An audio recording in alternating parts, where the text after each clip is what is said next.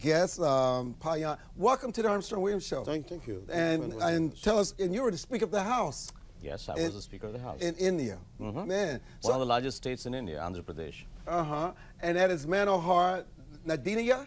Nadendla. Nadendla. You know, I do find it fascinating when the intersection between politics, entertainment, and business.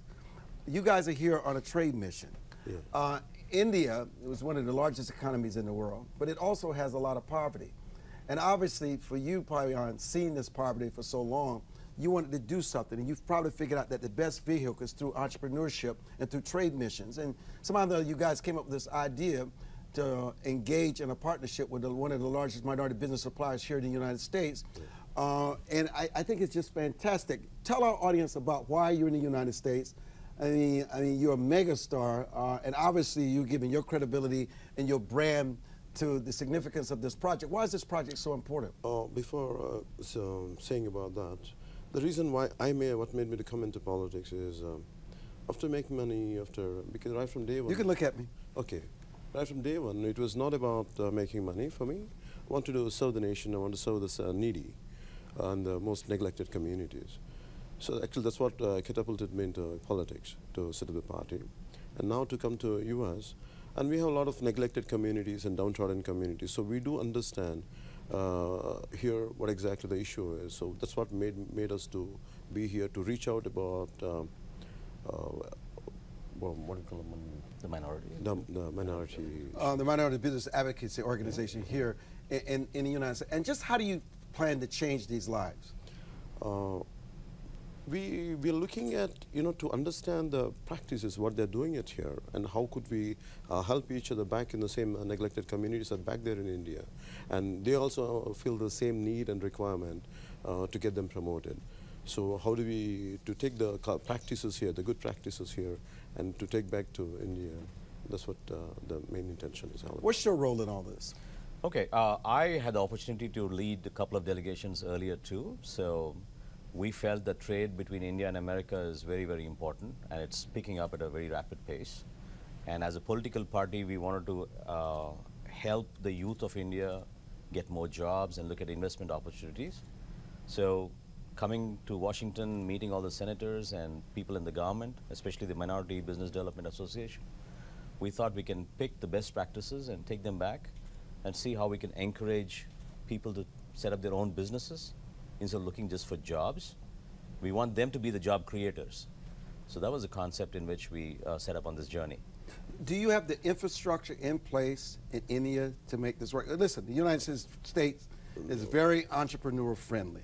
That's why so many people leave and come here, sacrifice their lives, leave their families, because this is really a place of opportunity where you don't have many barriers to opportunity. It's amazing what people can create here in the United States and turn into $1 million, $1 billion business. Do you have that same type of friendly structure in India? We do have challenges, actually. That's what the reason we're doing, to make it more friendlier, to make it more approachable, to make it more comfortable. I think that's our very intention to initiate this, because we have to, we are trying, there are good opportunities out there, a good environment is there, but still we want to make it, enhance it further. India has moved forward, actually. There used to be a lot of regulatory mechanisms earlier. They made it more democratic, more transparent, so giving a chance for every citizen to get into that and, take his dream forward. So we do have opportunities which are there. We still have government regulations in place. But we are learning. We are learning from the best practices around the world, and we are trying to encourage more of the entrepreneurship qualities that most of our Indian youth have. You guys met with some very key players in our nation's capital. Secretary Ben Carson at Housing and Urban Development, Senator Tim Scott, Senator Paul Ryan, Senator Daines. What role will any of those members or HUD play? Because I know HUD has these opportunity zones. They have these Envision centers. What role, or what did you learn from meeting with Secretary Carson? Opportunity zones. Opportunity zones. Yeah, because there's a lot of need for that, to develop that kind of concept back in our state and back in our country. And that is a key factor, key policy which we're taking back to India, and also about the immigration thing. one of the things, I have not been to India. One of the few places I've not been in the world. But one of the things that people talk about, they talk about the extraordinary wealth, but they also talk about the extraordinary poverty. True. That's what we are about. I mean, our party is about reducing the gap between the haves and the have-nots.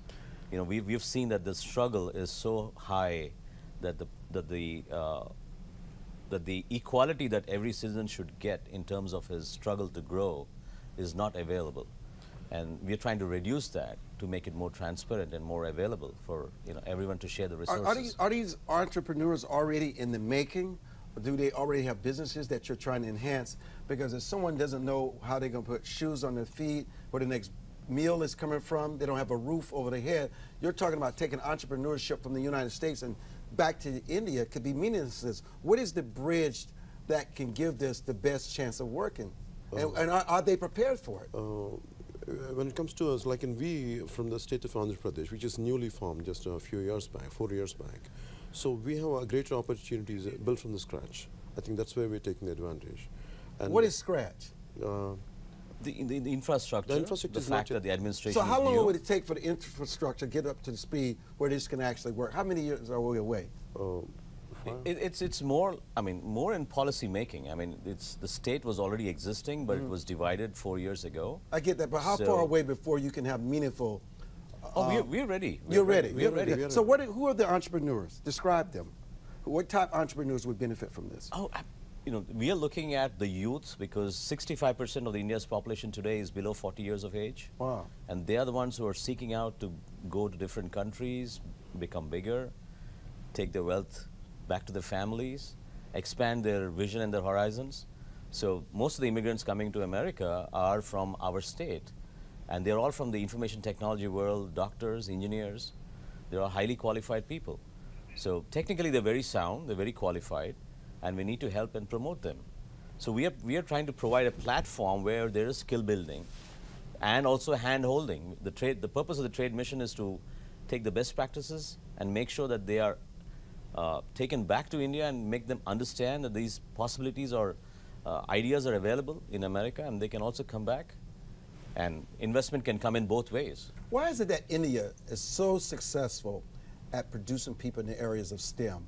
The science, technology, engineering, and math. You know, I got someone who works for us, John Keys, one of our executives, and even when he has his platforms built, they're built in India.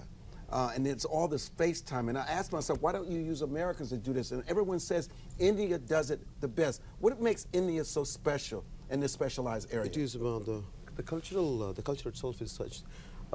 We have oral traditions. It's called Vedas. I think that enhanced a lot of.